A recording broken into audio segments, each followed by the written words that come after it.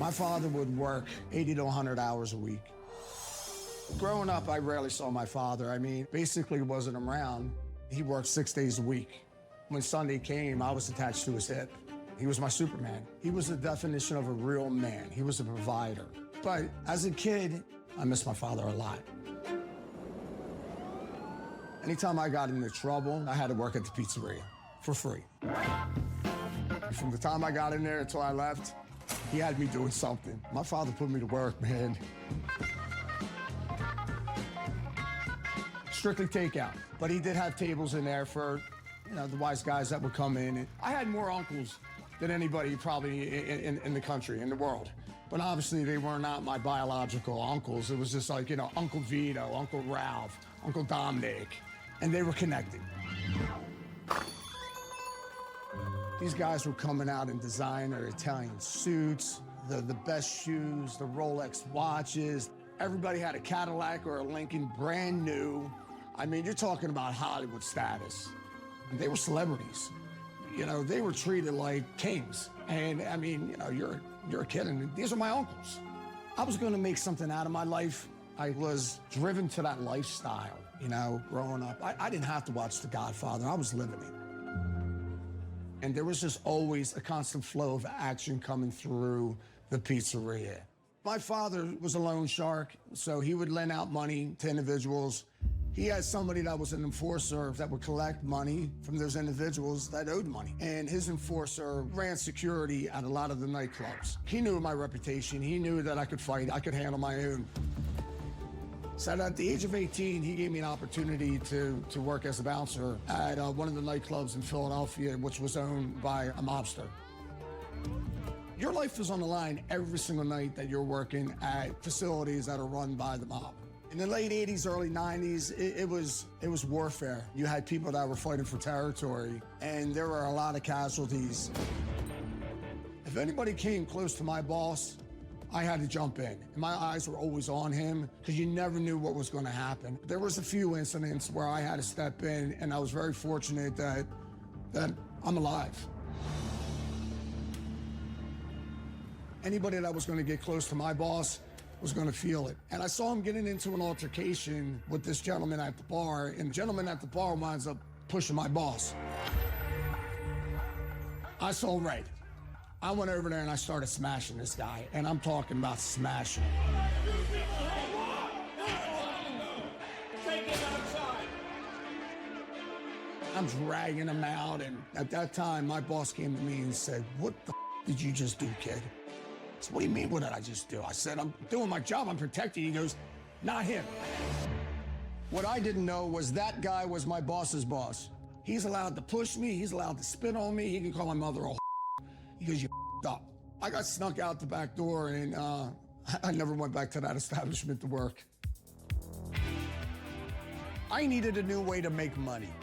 Every night that I was working in the nightclub, there was thousands of dollars of cocaine going through that club. I saw an opportunity to make a lot more money than just being a bouncer. I was fortunate and unfortunate, I guess, to have the connections to make that start happening. My workout partner was an enforcer for a drug kingpin out of Camden. So that was my in right there. So obviously I went to this individual, and then I started to cop half ounce, an ounce, 2 ounces of cocaine. With cutting it, stomping on it, I could quadruple my money easily. I started to sub it out to the other clubs. Sometimes it was the same club every single night. Sometimes it was different. I went to the strip clubs. You know what I mean? I had dancers hustling my product. And that was every single night, 7 days a week. But that's all I did was hustle. I wanted to help my father out. I had a relative that approached me and said, "Hey, listen, I'm able to get massive amounts of cocaine that hasn't been seen in decades at a very, very low price if you're interested." And I jumped on it. My family member's job was to incinerate cocaine that was seized by law enforcement. The cocaine that I was buying off of him was seized probably 20 years previous, and this was prime stuff. And he's selling it back to me for a fraction of the price. I actually had a guy, he was a made man, and his uncle did a bump of I had. And he said, you know what? I could swear this is mine because it's just as good or better than what I had back in the 70s. I learned from my uncles early that if you were going to run an illegal business, you needed a front. Rick's Pizza was the perfect front, an all-cash business. So I convinced my dad the quickest way to save our pizzeria was to team up, sell cocaine, and that's what we did. At 19, I'm making over 50 grand a week, and I'm like the guys that I worshiped when I was a kid. I'm buying that designer Italian suit. I'm buying that Rolex. I'm going to Atlantic City. You know, we got bottles of Dom Perignon with straws in it walking around nightclubs like it's New Jack City. I'm making the money, and I'm spending it at the same time. As soon as I opened up my car door, they came on me. I heard voices say, hit the ground now.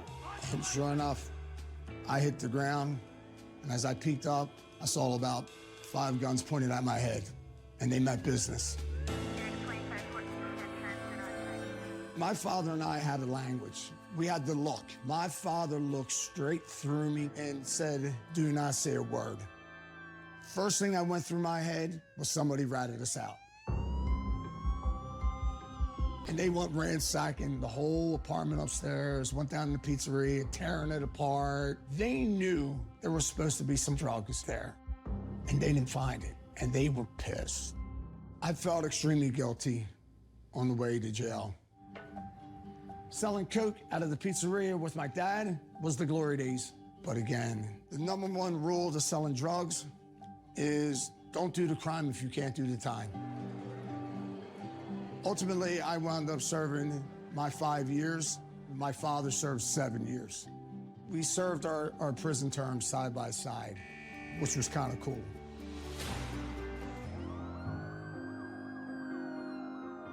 Now I counsel people that have addiction issues, relationship issues, and I did a 360 myself. It's my duty to help people better themselves, physically, mentally, emotionally. We're all placed on this earth to make each other better, not worse. About 10 years after being released from prison, I lost my father. I knew he was proud of me. He was proud of the man I became, what I was doing. And without him even saying that he loved me, I know once and for all, he did love me.